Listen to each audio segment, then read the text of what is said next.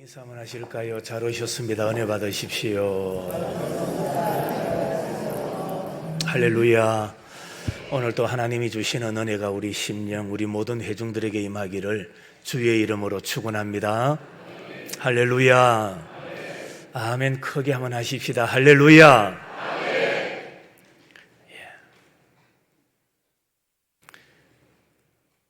신자, 불신자 차이가 뭡니까? 신자와 불신자의 차이가 뭘까요? 우리는 신자라면 주일날 예배에 참석한다. 불신자는 예배에 참석 안 한다. 크게 보면은 예배에 참석하나 불참하나 그것으로 신자와 불신자를 가늠합니다.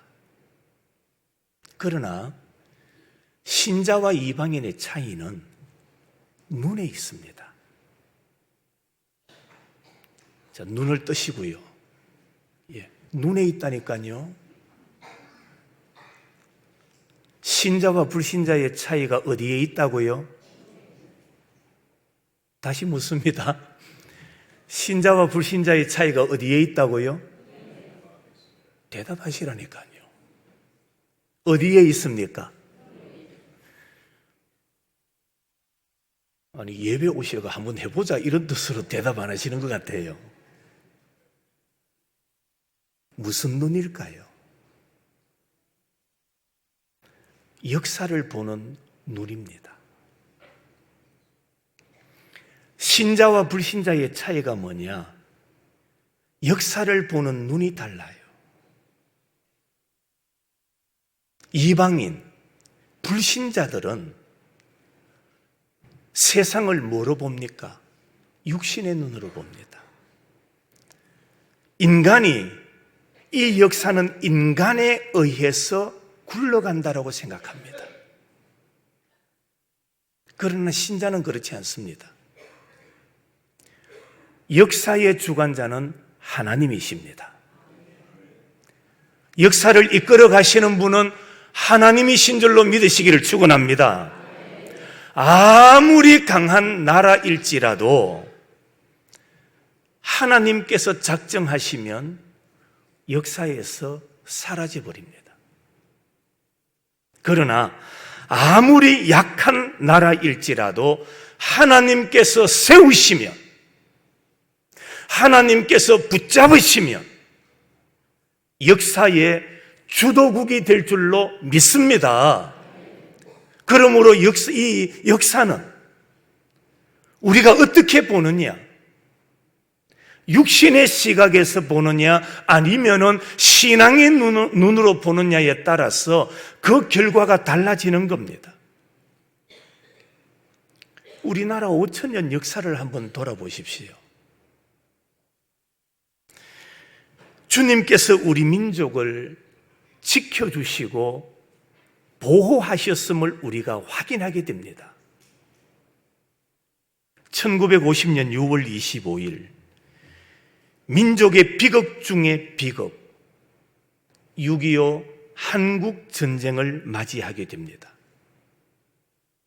그렇게 3년이 넘는 세월 동안 전 국토는 전쟁으로 초토화되어 버리고 수많은 사람이 죽고 수많은 사람이 다치고 가족을 잃는 등 아직까지도 많은 사람들이 치유되지 않은 상처를 안고 살아가고 있습니다. 그리고 북한은 세계 유일의 고립된 공산주의, 독재와 세습 체제를 이어지는 빈곤의 국가가 되어 있고요. 우리 자유대한민국은 자유민주주의 체제를 이루어서 많은 역사의 결항 속에서도 세계가 부러워하는 선진국의 대열에 들어간 나라가 되었습니다. 가히 자타가 공인하는 세계에서 가장 잘 입고 가장 잘 먹고 잘 사는 자유로운 나라가 되었다고 해도 손색이 없는 나라가 바로 우리 대한민국입니다. 이제 한국은 온 세계 사람들이 와보고 싶어 하는 나라가 되었고, 한국 제품은 세계 사람들이 사고 싶어 하는 제품이 되고, 온 세계는 한류 열풍에 휩싸여 있습니다. 이 같은 결과는 우선 대한민국은 종교의 자유가 있기 때문입니다. 우리 대한민국에는 종교의 자유가 있을 뿐만 아니라 무엇보다도 이 땅의 그리스도인들이 하나님을 섬기는 일에 열심히 있습니다. 그뿐만이 아닙니다. 민족을 부흥시키는 일에 힘을 쏟는 민족이 우리나라이기 때문입니다. 남한과 북한의 차이가 무엇일까요? 남북의 차이가 뭡니까? 오늘의 북한은 하나님을 대적한 결과입니다. 대한민국은 하나님을 경외한 결과입니다. 한 번 더 말씀드릴까요? 오늘날 북한이 왜 저래 되었을까요? 왜 빈곤 국가가 되었습니까? 왜 그들이 살려고 발악을 하고 있습니까? 그것은 바로 하나님을 대적한 결과라는 겁니다. 대한민국이 이렇게 잘 살고 풍요롭고 한여름에도 에어컨을 틀고 여름에 겨울과 같이 시원하게 지낼 수 있는, 기니 때마다 배부르게 음식을 섭취하면서 잘 먹었다고 배를 두드릴 수 있는 이런 나라가 될 수 있었던 이유가 어디에 있을까요?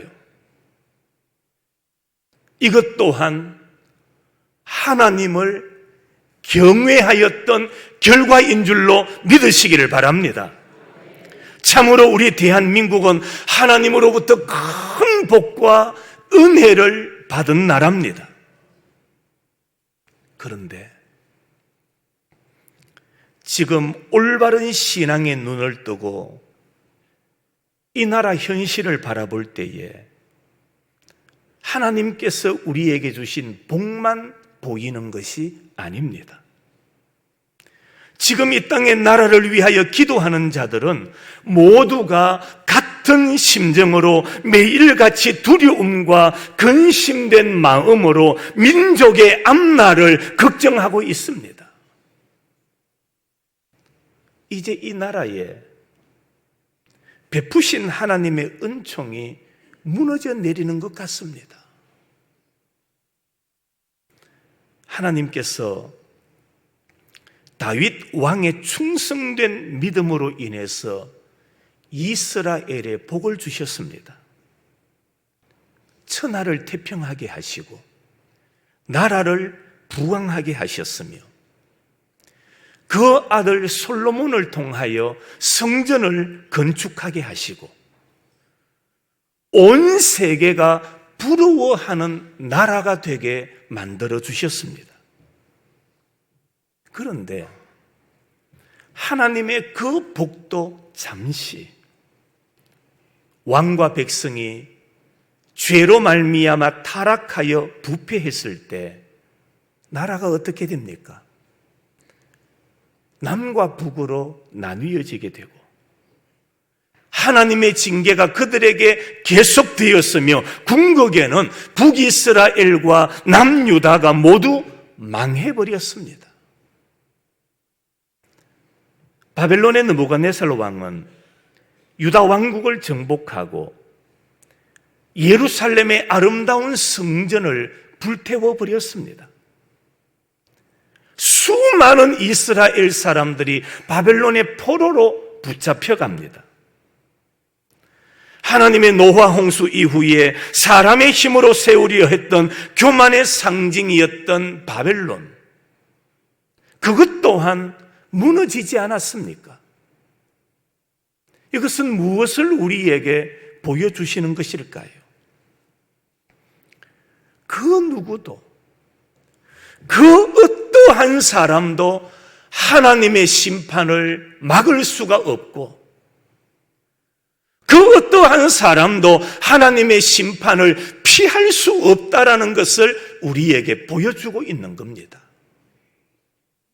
오늘 본문과 느헤미야서를 통해서 오늘 우리가 꼭 기억해야 될 것이 무엇인가를 몇 가지 말씀드리고자 합니다. 그 첫째는 지금 우리 나라를 한번 보십시오. 모든 것이 무너지고 있습니다. 모든 것이 뭐 한다고요? 여러분들도 인정하십니까? 우리나라를 바라볼 때에 모든 것이 무너지고 적지 아니하게 무너졌다라는 것입니다. 사람의 가장 기본적인 요소가 뭡니까? 윤리와 도덕입니다. 그런데 이 땅에 우리나라의 윤리와 도덕이 무너져 버렸습니다. 젊은이들이 어른을 존경하는 시기는 이미 지나갔다라고 말합니다. 버릇없는 아이들, 버릇없는 젊은이들을 대상으로 꾸짖으면은 그러지 마세요. 봉변당합니다라고 말합니다. 효를 강조하면 꼰대라는 소리를 듣습니다. 그게 무슨 말이고 싶죠? 꼰대. 무슨 말입니까? 늙은이라는 말입니다. 효를 이야기하면 아이고 늙었네, 그렇게 말합니다. 이것이 오늘 우리가 사는 이 시대의 현실입니다. 천하보다 귀한 생명의 존귀함을 망각한 채 세계 1위의 자살률을 기록하고 있는 나라, 온갖 살인사건, 여러분 아침에 뉴스를 들어보십시오. 비일비재하게 수많은 사건들이 방송되고 있지 않습니까?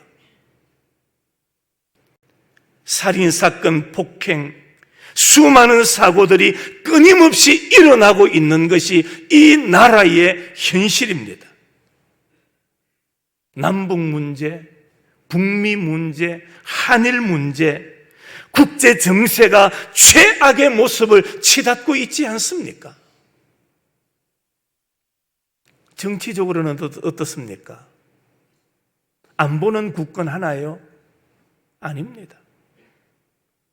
저 북한 군인들이, 북한 주민들이 마음껏 우리나라 해변을 거닐고 있는 그런 시대가 되어버렸습니다.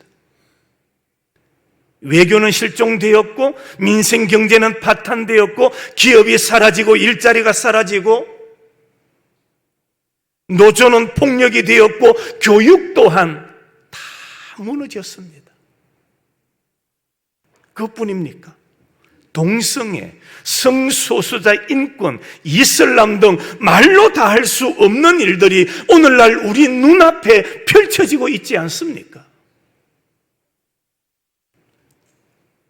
좋은 것으로 1위가 많아야 좋은 나라, 복을 받는 나라가 될 건데, 우리나라의 현실을 보면 나쁜 것으로 1위를 다 차지하고 있으니 이는 하나님의 심판을 재촉하는 것이 아니고 무엇이겠습니까? 더욱 심각한 것이 있습니다. 나라만 무너진 게 아닙니다. 오늘날 한국 교회가 무너져 가고 있습니다. 교회에 무엇이 무너집니까?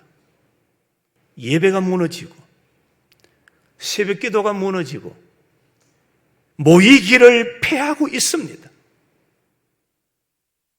가르치는 성직자에 대한 존경심, 성도 간의 사랑이 무너져가고 하나님을 향한 신앙심까지도 다 무너져가고 있습니다. 들어도 또 듣고 싶은 하나님의 말씀이 아니고, 설교는 짧을수록 은혜가 된다라는 말이 성도의 입에서, 강단에서 자연스럽게 흘러나오고 있지 않습니까? 이것이 오늘날 한국교회가 무너지고 있다는 현실이 아니고 무엇이겠습니까? 이러한 때에 느헤미야와 같이 흥왕하게 하는 사람이 필요합니다. 누구와 같이? 느헤미야와 같이. 느헤미야가 백성을 이끌고 귀환한다는 소식이 주변국들에게 알려졌을 때에 이스라엘의 대적 호론 사람 산발랏과 암몬 사람 도비야가 이렇게 말합니다. 느헤미야 2장 10절 말씀입니다. 이스라엘 자손을 흥왕하게 하려는 사람이 왔다 함을 듣고, 이스라엘 자손을 뭐하게 하는 사람? 흥왕하게 하는 사람이 왔다 함을 들었다라고 말하고 있습니다. 여러분, 우리나라, 우리 한국 교회에도 느헤미야처럼 다시 교회를 흥왕하게 하는 사람이 필요합니다. 여기 흥왕하게 한다는 말은 부흥한다, 다시 세운다, 그런 의미입니다. 느헤미야가 고국으로 돌아와서 무너진 성벽을 단 52일 만에 수축하는 놀라운 역사의 주인공으로 쓰임을 받습니다. 우리가 하나님의 사람이라면, 내가 하나님의 자녀라면 이 땅에 무너진 것을 다시 수축하여 부흥의 역사를 이루는 인물이 되어야 합니다.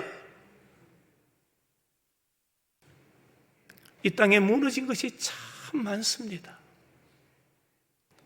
문화, 정치, 경제, 안보, 외교, 윤리, 도덕, 사회 질서, 모든 것들을 우리가 다시 세워야 됩니다. 이것을 세우는 일에 우리 성도들이 앞장서야 합니다. 무너진 양심도 다시 세워야 합니다. 그래서 이기적인 이 백성을 이타적인 민족으로 변화시켜야 합니다. 무엇보다도 무너진 자유민주주의를 다시 세워가는 일에 성도들이 생명을 바쳐야 됩니다. 여러분, 자유민주주의를 세우는 일에 성도들이 앞장서야 되고, 성도들이 생명을 다하여 이 자유민주주의를 지켜가야 할 줄로 믿습니다. 무너져버린 코람데오, 무너져버린 신본주의, 무너져버린 전천후 신앙이 다시 회복되어야 합니다. 이 일을 위해서 우리는 기도해야 됩니다. 이 일을 위하여 성도가 기도하지 않으면 안 됩니다. 기독교는 국경이 없어도 우리 그리스도인들에게는 나라가 있다는 말을 들어보셨습니까?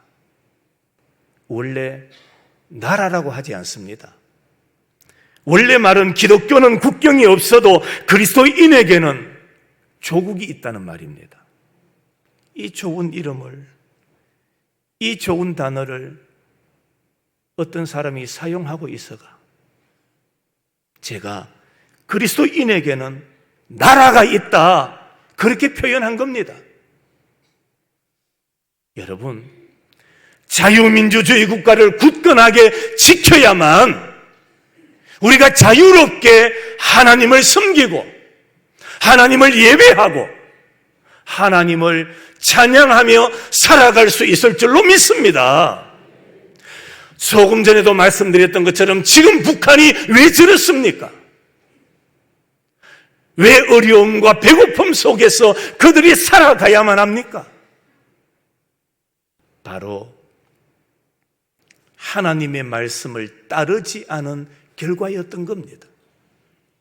하나님을 배반하고 하나님을 배척했던 그 결과가 바로 오늘 북한이기 때문에 우리들은 이 자유대한민국, 자유민주주의를 생명을 걸고 지켜야만 자유롭게 하나님을 섬기는 민족이 될 수 있기 때문입니다. 오늘 본문의 느헤미야를 통해서 우리에게 주는 교훈이 뭡니까? 우리 모두가 이 시대에 다시 나라를 일으키고 교회를 부흥시키는 자가 되라는 말씀입니다. 한국교회 안에 교회 연합단체들이 참 많습니다. 노회도 있고요, 총회도 있습니다. 총회와 연합하는 국가의 기관들도 참으로 많습니다. 교회 안에 전도회가 있습니다. 연합회가 있고 협의회도 있습니다. 여러분 한번 생각해 보십시오. 과연 이 기관들이 이 나라와 이 땅의 교회를 부흥시키는 일에 쓰임받고 있습니까? 이 기관들이 나라를 위하여, 교회를 위하여 진실되게 헌신하는 기관의 역할을 감당하고 있습니까?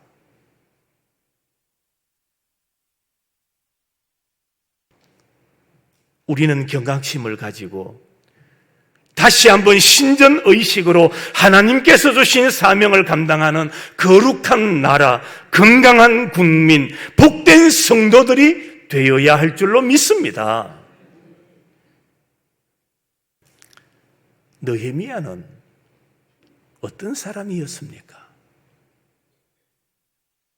오늘 제가 읽어드렸던 본문에 보면 애국심에 불타는 사람이었습니다. 진실로 나라를 사랑했던 느헤미야입니다. 느헤미야서를 읽어보면 그의 마음에 나라를 사랑하는 마음이 불같이 타올랐다라는 것을 우리가 확인할 수가 있지요. 김구 선생이 이런 말을 남겼습니다. 애국은 자신의 일에 충실하는 것이다. 애국이 뭡니까? 자기의 일에 충실하는 겁니다. 주부는 주부의 일에, 학생은 공부하는 일에, 군인은 나라를 지키는 일에, 그리고 성도는 기도하는 일에. 따라합시다. 성도는 기도하는 일에, 이렇게 자기에게 주어진 일에 충실하는 것, 이것이 바로 애국입니다. 이것이 바로 나라를 사랑하는 모습입니다. 성도가 애국자가 되는 일은 기도하는 일이라고 말합니다. 어느 때든지 참된 헌신자가 있을 때에 나라는 흥왕하고 교회는 부흥했습니다. 가정도 마찬가지입니다.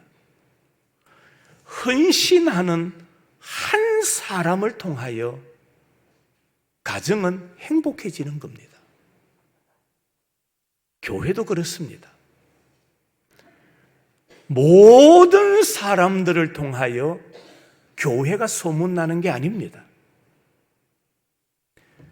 헌신하는 몇 명의 사람이라 할지라도 그 헌신자를 통하여 교회는 부흥을 경험하게 되고, 국가도 마찬가지입니다. 나라를 위하여 자기의 생명을 던지는 헌신자가 있을 때에 나라는 든든히 서가게 되는 겁니다. 성도 여러분, 우리 교회, 우리 나라를 위하여 우리가 느헤미야와 같은 인물이 되시기를 바랍니다. 교회를 위하여 여러분 한 사람이 한 사람이 느헤미야가 되어야 되고, 나라를 위하여 여러분 한 사람이 느헤미야와 같은 삶을 살아갈 수 있기를 주의 이름으로 축원합니다. 느헤미야 한 사람이 있으니까 무너졌던 성벽이 완성되고 흩어진 백성의 마음과 삶이 하나로 모아지는 부흥의 역사가 일어났습니다. 이 모습을 보고 대적자들이 뭐라고 한다고 했습니까? 흥왕하게 할 자라고 인정하고 있는 거예요. 느헤미야는 이스라엘을 흥왕하게 할 자다. 누가 이렇게 말합니까? 반대자들이 말하는 겁니다. 내 편이 그렇게 말하는 게 아닙니다. 느헤미야와 같이 함께 줄 수 있는 사람이 그렇게 고백하는 것이 아니라 그를 비방하고 반대하던 사람들이 느헤미야가 돌아온다는 이야기를 듣고 그는 이스라엘을 흥왕하게 할 사람이다.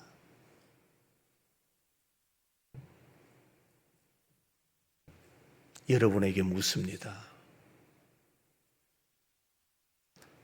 여러분이 여러분 자신을 볼 때에 여러분은 어떤 사람입니까?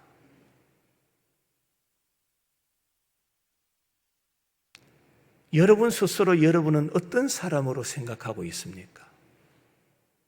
그런데 그게 전부가 아니에요. 사람들이 나를 보고 뭐라고 하는지 들으십시오. 성경 말씀을 펴고 하나님은 오늘 나에게 뭐라고 말씀하는가를 들어야 합니다. 내가 나를 보는 것으로 전부가 아닙니다. 다른 사람이 나를 뭐라고 하는지, 하나님의 말씀, 하나님이 오늘 나를 향하여 뭐라고 말씀하는가를 귀 기울여 들으시는 여러분이 되시기를 바랍니다. 저 사람은